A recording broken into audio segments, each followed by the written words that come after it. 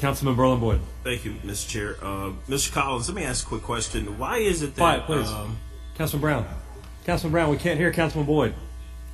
Why is it that every time we have an issue that comes up, it's like the union is so far apart from the administration, and then once the guys, Councilman Brown, Councilman Boyd, please. And once you guys finally do your research, you find out that it's actually accurate as it pertains to outsourcing. So what I'm asking, I guess, have you had a chance to talk to your employees to figure out exactly could they actually handle the capacity of the workload? Yes, sir, I have. And we cannot handle this workload and do everything else that we have to do. We have actually more work than we can do even without this project. Okay. And so when the unions contact us, where are they getting the information from as far as they can handle the workload? I have no idea where they get the information, but the information they have is totally incorrect. So are they basing it on doing overtime hours? Are they basing it on maybe increasing employees? Are they basing it on they don't have a large workload? I'm just trying to see what the justification is, because you have shown some things to us and you've actually proven us to actually be right when you needed to outsource things, because the unions have come back and say they couldn't handle the workload. I'm just trying to see why, as it pertains to everything that we outsource, it seemed like they say they can do the work and you say they can't. The union leadership has consistently taken the position that little, if anything, should be outsourced. And obviously, when you're running a business, there is routine work, which is performed by in-house personnel, and then there is peak work that you do not use in-house personnel for because you have to contract it out so you can keep a level workforce. So if we are responsive to our customers' needs, we need to do the work that we normally do as the base load, and for peak work, that is appropriate to be contracted out, especially if a contractor can do it substantially cheaper than we can, and that is the case here. Okay, thank you. Thank you, Councilman Boyd. All right, sorry. All right, I see no other members in the queue on this item. I do now, though. Councilwoman Full. Won't be long. I just want to ask Mr. Hawkins, the questions that Councilman Boyd directed towards the president, is there anything you want to answer or respond to? Because yes, it does seem that there's such a great divide between what is purported by the union and what the president is saying. Well, I can just say this. This item came up, similar situation, different contract last year, and Mr. Collins went and got a bunch of linemen, said they couldn't perform the work. I talked to the same group of people. They said they could perform this work. They said they would never come down here again with Jerry Collins because they felt like they were betrayed by what he told them he would do for them. Now, as far as this particular contract is concerned, most of it's going to be done by underground and streetlight personnel.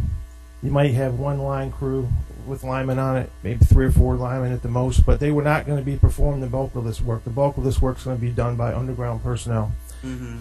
There is a line item when we got the figures from MLGW, and we know what the contractor's hourly rate is. We know what our hourly rate is, so there should not be that big of a difference between MLGW employees and the contractor employees. The contractor's charging approximately $7 per square foot to trench. You dig a trench so you can lay underground wire to do the streetlights. MLGW's got us billed at $51 per foot. Now, there's something wrong there. Right. We do not. There's something drastically wrong with the way that was figured by Memphis Light, Gas and Water, and we disagree with those numbers stridently. And we told Mr. Collins that. We had a meeting with them, and they said, well, sorry, but we're going to contract the work out. Now, our figures, when we said we could do the work, we're not going to work any overtime to get this work done. It's going to be done in straight time. Well, let me ask you this very quickly. What would be the motive behind Memphis Light, Gas, and Water, saying that you don't have the man-woman power in order to do the work, and then they have to go find it elsewhere? Well, Councilwoman What would be Falula, their motive?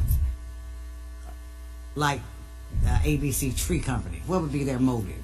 well, there seems to be a drastic move towards contracting out everything at Memphis Light, Gas, and Water. Now, when you hire employees to perform the work, and then you contract out work that they could be doing, you're essentially paying twice for that same work. As far as the motive goes, I think the meeting cutoff time is 11 o'clock. I'm sure we could all the way up through to 11 o'clock to discuss motives behind that, because Memphis Light, Gas, and Water, let's face it, it's the single largest division of the city of Memphis, and it's in everybody's back pocket as far as your ratepayers. Oh, has your workload decreased at all? From talking to the employees in the area, the workload has gone down. It's not gone up. And the employees, frankly, they're concerned that as long as their work keeps getting contracted out, eventually there's going to be a huge drop-off in the employees in the area, and they're concerned about that. Mr. Collins, President Collins, is what Mr. Hawkins saying is true? Got about a minute 10, Councilman Full, so he's on your time. Okay. Thank you, ma'am. Would you repeat the question, please, ma'am? I asked Mr. Hawkins, has their workload decreased? And he says, yes, it has. In fact, it has many employees concerned that their workload has, in fact, decreased. The employees have no reason to be concerned about a decreasing workload. Would you like to talk to this, Nick? Or Nick Newman, who is the Vice President of Construction and Maintenance, is going to talk about the workload. No, our workload has not decreased. Our workload has increased. We have. You say it has increased? Yes. Why would Mr. Hawkins say the opposite? I have no idea. We've added crews. In the last 2 years, we've added internal forces, and we also got a room that we need to do some contracting. So we would not be adding crews if our workload is not increasing. So over the last 2 budget years, we've added gas crews, we've added crews in asphalt and pavement, and we've added crews in that was those two. Mr. Hawkins, why are you saying this? This is a contract to install streetlights in South Cordova. It's not a gas contract. It's not a water contract or anything else. The employees in the area that can perform this work were hired to do so, and they want to perform the work they were hired to do. Now, we want the citizens of South Cordova to be served. We just want it to be done by Memphis Light, Gas, and Water employees. And not by, and so your understanding, Mr. Hawkins, why would the company, MLGW, why would they go elsewhere to get the people to do the work in Cordova? I believe there's an overall agenda at Memphis Light, Gas, and Water to contract out all work, period. They want to contract out everything, and that's the reason why you're starting to see more issues come before the city council. The board of commissioners rightfully should be the one to be the check and balance in the system, but they're not. They rubber stamp everything. They send it down here, and next thing you know, we're fighting in front of the Memphis City Council. I would love to be able to work some of these things out. I know our business manager, Rick Thompson, would. I know the employees would. But the fact of the matter is, as long as they adopt this agenda, you mentioned ABC tree trimming contract, Memphis Light, Gas, and Water and the board voted, and they subsequently sent it down to this council to be passed and didn't tell you all until afterwards. They didn't go to the city of Memphis workers to make $14.60 an hour.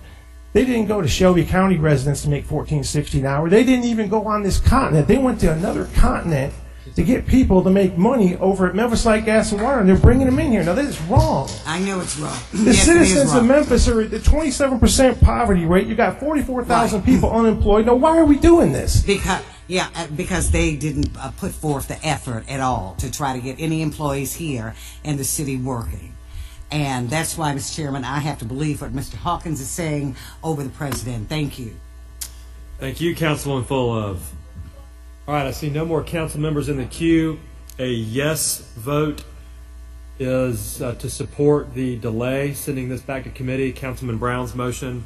A no vote is a vote to not delay. So we're voting on the delay.